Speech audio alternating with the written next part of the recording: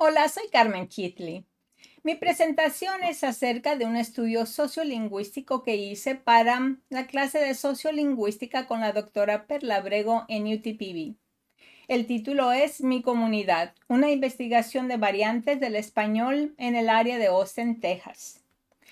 Muy bien, yo lo que hice es que a consecuencia de que vivo en un lugar que más que nada tenemos hablantes del inglés, lo que hice es que busqué en áreas cercanas a donde vivo. Yo vivo en Dripping Springs, aquí más o menos el porcentaje de personas que hablan inglés es el 90%, muy pocas hablan el español. Entonces, busqué en Austin, que es más o menos el 60-40 inglés-español, con una gran variedad de variantes del español a consecuencia de la inmigración que tenemos y que hay muchos inmigrantes en esa área, de diversas culturas en realidad. También busqué en Cedar Park, que me queda un poco cerca de aquí, digamos unos 30 minutos, y ellos hablan más o menos el 80-20 inglés-español. San Marcos también fue otro lugar que es más o menos a 25 minutos, posiblemente 35 minutos de donde yo vivo, y es más o menos el 60-40 inglés-español. Ese lugar está cerca de San Antonio, por lo tanto también vamos a tener la influencia local del español local. Y bueno, entonces lo que yo hice es de que busqué no solo en un lugar, sino que como estaba interesada en ver cómo es que el español se trata o las personas que visitan estos lugares hablan el español, busqué en las concesionarias de autos. Y por lo tanto terminé yendo a 4 concesionarias en donde hablé con al menos una persona en cada una de esas concesionarias. Uno de los lugares fue First Honda Austin, donde hay gran variedad de personas que visitan este concesionario y está en Austin. Los autos que ofrecen allí son tanto nuevos como de segundo uso y a consecuencia de eso tienen en verdad variedad en las personas que van allí a buscar un auto para comprar. South Austin Toyota es otro lugar similar a este y es también un lugar bastante grande que está en el I-35, que es un lugar muy conocido, ¿verdad? Y también busqué en Cedar Park Toyota, que es un lugar enorme, al parecer el segundo concesionario más grande de Toyota en toda la nación. Y por tanto tienen bastantes personas que van allí. Y por fin el último lugar fue San Marcos Toyota, que está entre Austin y San Antonio. Entonces estos lugares todos son concesionarias de autos y pienso de que para mi estudio fue algo interesante para tratar. En First Honda yo hablé con Melissa, en South Austin Toyota con José, en Cedar Park Toyota con Willis y en San Marcos Toyota con Robert. Y también hablé un poco y escuché bastantes familias que estaban hablando en español en estos lugares. Melissa, empecemos por ella. Ella es una persona de más o menos 30 años con 2 hijos, nacida en México, vive con su papá y en realidad algo curioso que vi de todos estos hablantes es que la mayor parte de ellos estaban entre la edad de 30 a 40 años y curiosamente en verdad no cambiaban de código al hablar, simplemente se mantenían en el idioma en el que yo les estaba hablando. Particularmente vi eso en Melissa y en José. Melissa, por ejemplo, ella me habló solamente en inglés y en un punto cuando yo cambié al español, completamente cambió el español y nunca ya hablando en inglés y viceversa, cuando cambiaba yo solamente. Um, y estas personas, como estaban trabajando, la mayor parte de ellas están vestidas de una manera como dicen en inglés business casual, que es básicamente no muy no muy vestidos muy elegantes, pero vestidos como para ir a la oficina, ¿verdad? y igualmente, curiosamente, las familias que yo vi en estos lugares de igual manera iban vestidas, aunque a diferencia de los vendedores, que los hombres sí portaban corbata, los visitantes que eran clientes a estas concesionarias no llevaban puesta una corbata, pero sí iban vestidos bastante bien, definitivamente diferente de las personas que yo he visto en las tiendas hispanas y pienso que van un poco más casuales a las tiendas, ¿verdad? En las tiendas, por ejemplo, Fiesta Mart en Austin, yo he visto personas que van inclusive en lo que llevan puesto cuando van a trabajar, como si son enfermeras o son albañiles, es lo que llevan y pasan a la tienda y en eso van. Pero en estas concesionarias yo vi que las familias iban vestidas bastante bien, ¿verdad? Ahora bien, Willis y Robert y Willis iba aportando algo similar de business casual, de algo casual, pero bastante bien portado, perdón, bastante bien vestido. Y Robert, un poco más joven, él tenía más o menos 27 a 28 años, casi 30 años, ¿verdad? Por ahí. Y él llevaba solamente una camiseta como no casual, algo como un polo y pantalones de vestir, zapatos de vestir también. Los clientes, como ya he dicho, pues es lo que llevaban. De las familias con las que yo hablé un poco, una de ellas era hondureña y otra era mexicana. Ahora, las impresiones del observador. Vamos a ver. El contexto social. Bueno, en este caso era casual y de negocios. Casual porque en realidad de la manera en que me hablaban las personas en español particularmente no era algo formal. Me hablaban por mi primer nombre y también las familias que hablaban entre sí, ellas hablaban bastante informal. Y algo curioso es que sí vi que entre las familias sí hablaban en cambio de código, de pronto en inglés, de pronto en español y a veces solamente en español. Particularmente la familia hondureña, yo noté de que tenía la elipsis de la S en el final de las palabras, o sea, de que muchas de las veces en vez de negocios, por ejemplo, diría negocio, ¿verdad? Algo similar vi en El hombre de Cuba que trabajaba en Cedar Park. La vestimenta ya la traté, la edad también. Algunos niños iban en las familias, pero no muchos. Y yo visité estos concesionarios a diferentes días y diferentes horarios. Entonces yo visité tanto entre semana como en el fin de semana y para ver qué diferencia había en las personas que iban a visitar y las personas que trabajaban allí. El género es mixto, aunque sí vi bastante que habían más hombres que mujeres en los vendedores particularmente. El comportamiento lingüístico de negocios, pero informal. Ok, no cambie código, ya hablamos de eso. Voy a regresar un poquito a las personas en sí. Con Melissa, ella me trató de una manera bastante amable, bastante informal, pero en ningún momento pasó a hablarme de una manera como si yo fuera su hermana o su vecina, o sea, a este tipo de forma informal. Mientras que José me sorprendió, José que es puertorriqueño, ya para entrar, de entrada me estaba hablando de mi familia e inclusive tomó una llamada de su mamá mientras que estaba tratando conmigo como cliente. Y también es curioso porque él empezó a hablar en español de arranque, al principio, no obstante de que mi esposo es blanco y en verdad no parece ser hispano y no hablaba con él en español. No obstante, habló simplemente en español y él sí tenía un poco de acento puertorriqueño, ¿verdad? Con la elipsis de la S al final y ese tipo de cosas. Pero Curiosamente, me pareció interesante de que él veía como persona a quien estaba vendiendo el auto a mí y no a mi esposo.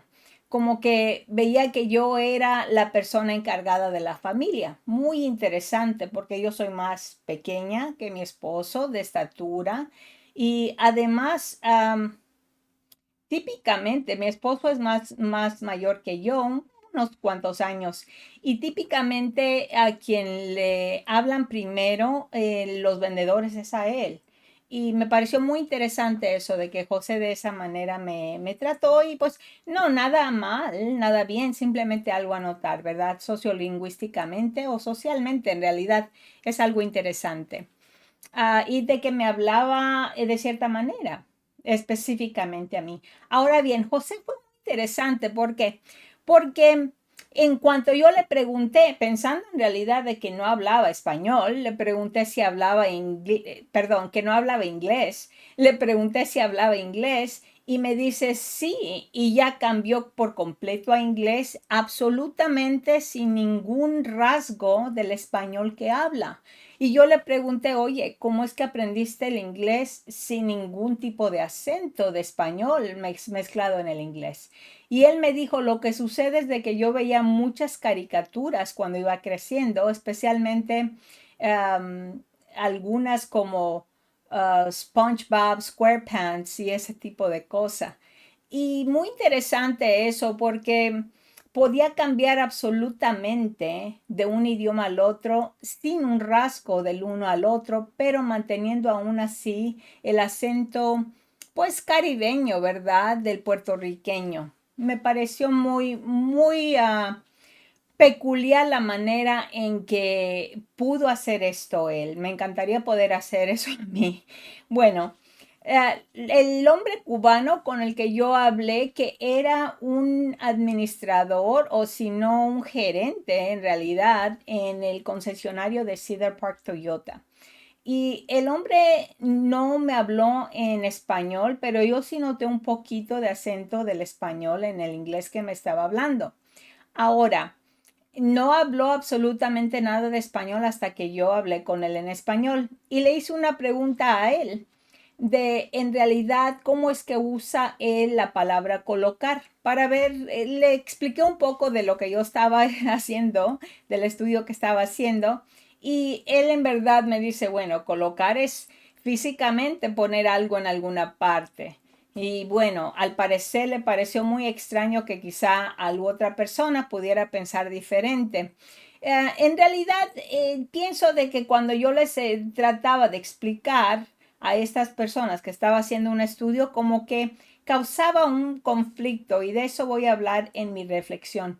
Pienso de que no en realidad me ayudaba a en verdad tener esa conversación ligera, porque quizá las personas no se sienten tan cómodas hablando acerca de esto en un estudio, ¿verdad?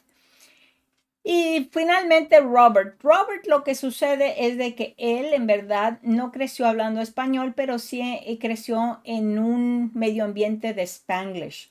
Por lo tanto, en realidad está aprendiendo ahora español, ya más o menos a los 30, ¿no? Casi. Pero lo habla muy poco y como que se siente incómodo hablándolo. No obstante, sí habló conmigo un poco. Y me dijo, obviamente, que le hubiera encantado poder aprender creciendo el español, aunque sí estuvo, como dije ya, en un medio ambiente muy Spanglish, de acuerdo a él. Y bueno, creo que quizá eso le ayude o quizá no. Se siente un poco incómodo, creo que en el español. Él creció en San Antonio y de ahí es toda su familia. Los clientes con los que hablé muy poco en realidad, volviendo a esto, que siento que se sentían un poco extraños de que yo les estuviera hablando acerca de que estoy haciendo este estudio. Pero no obstante, sí los escuché por un tiempo. La familia hondureña, lo que sucede es de que hablaban de una manera donde quitaba la S, ¿verdad? La familia mexicana constantemente cambiaban. Cuando estaban hablando entre sí, hablaban en español. La niña pequeña, más o menos de 10 años, con la que yo hablé de esa familia, no en verdad se sentía cómoda hablando conmigo, pues sí, me imagino que porque era una extraña, pero solamente me hablaba a mí en inglés, mientras que cuando volvía con sus papás, ella hablaba en español. Y ella parecía hablar más inglés que español en realidad. Eh, entonces, pues ya he hablado de las personas, de lo que aportaban, de más o menos qué edad tenían, del género y todo esto. Siguiendo entonces con las variables lingüísticas que encontré. Es difícil y de esto también quiero hablar en mi reflexión, en verdad encontrar estas variedades cuando no sé exactamente qué estoy buscando. Y como tiene un poco de tiempo en verdad en que he estado en este medio ambiente más hispano y con variaciones y variedad del español, en verdad me fue un poco difícil encontrar esas variables, ¿verdad? En el idioma. No obstante, obviamente, pues noté como con Robert el cambio de código, como con la familia mexicana también. Y en el caso de Willis y del también José, pues busqué, también encontré que la supresión de la S final era algo que pasaba muy frecuentemente. También en el caso, regresemos acá un segundo. Muy bien. En el caso de José, ¿verdad? En el caso de José, lo que noté es que él me dijo mi gente muchas veces y yo en realidad no sabía de que mi gente es algo que los puertorriqueños usan. Pensé que era algo más mexicano y en verdad hasta me pareció un poco ofensivo de que me dijera constantemente mi gente. Porque yo decía, ¿por qué me dice eso? El hombre es de Puerto Rico, o no sé de dónde, pero no es de México. Ya después que indagué un poco y que me di cuenta que esto es algo típico de los puertorriqueños, como que comprendí más.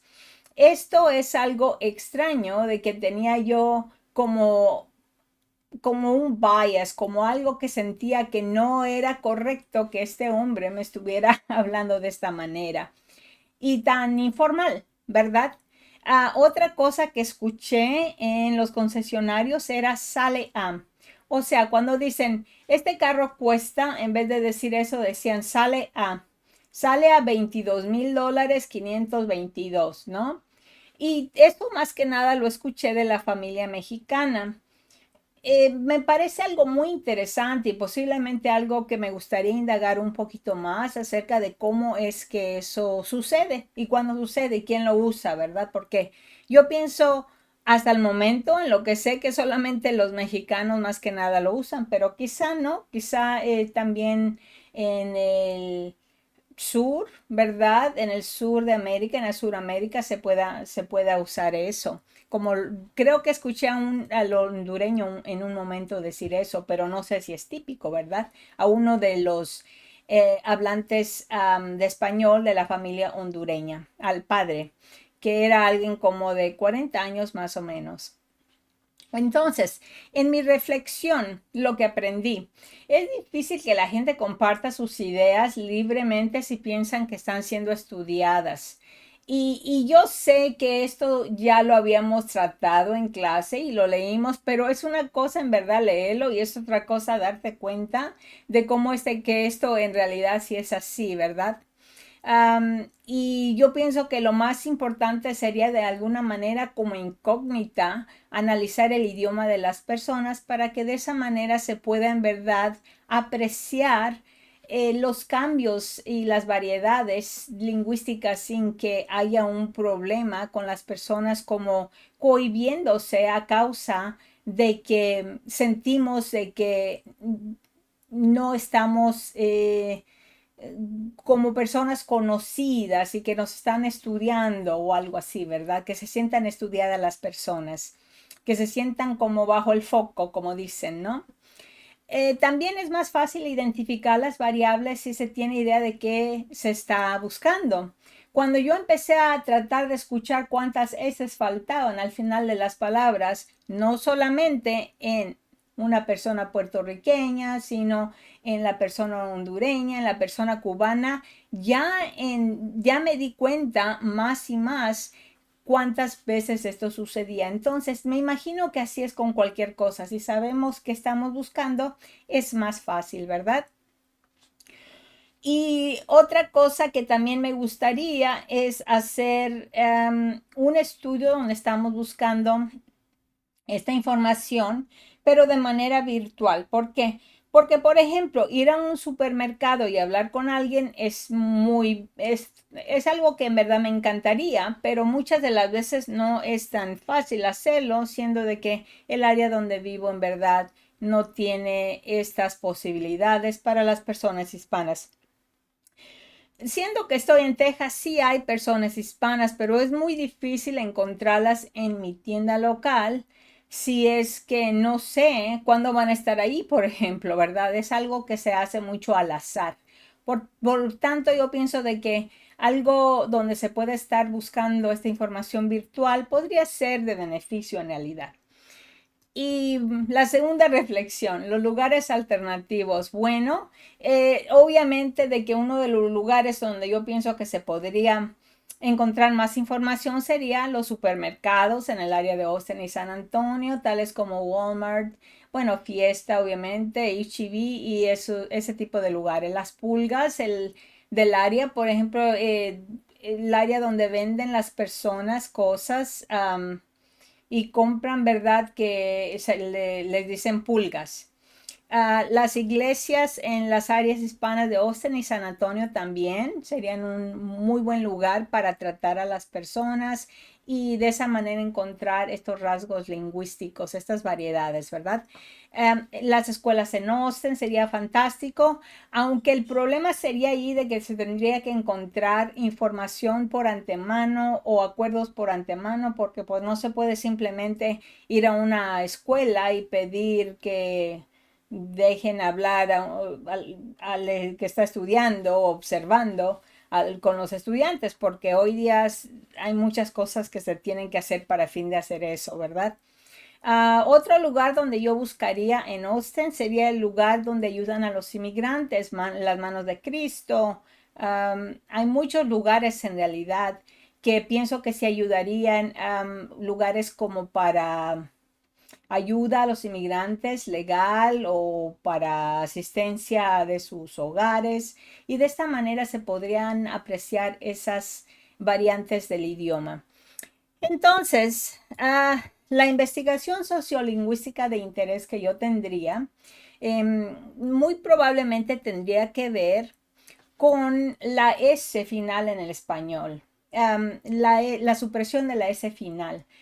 Porque yo de lo que me di cuenta en este estudio que hice es de que hay varias personas de diversas culturas que en realidad hacen lo mismo, dejan la S fuera o si no la cambian, a veces parecería que están usando algo como una combinación de la G con la S, algo aspirado, y sería interesante buscar ahí y ver entonces, por ejemplo, hacer un estudio para ver de qué país, del país de donde provienen los hablantes que están haciendo esto aquí en mi área, ¿verdad? En el área de Austin, en un entorno más o menos de una hora a Austin, para también incluir a San Antonio, que pienso que eso sería muy bueno. La edad promedia de los hablantes, el género y el lapso de habitar en Texas.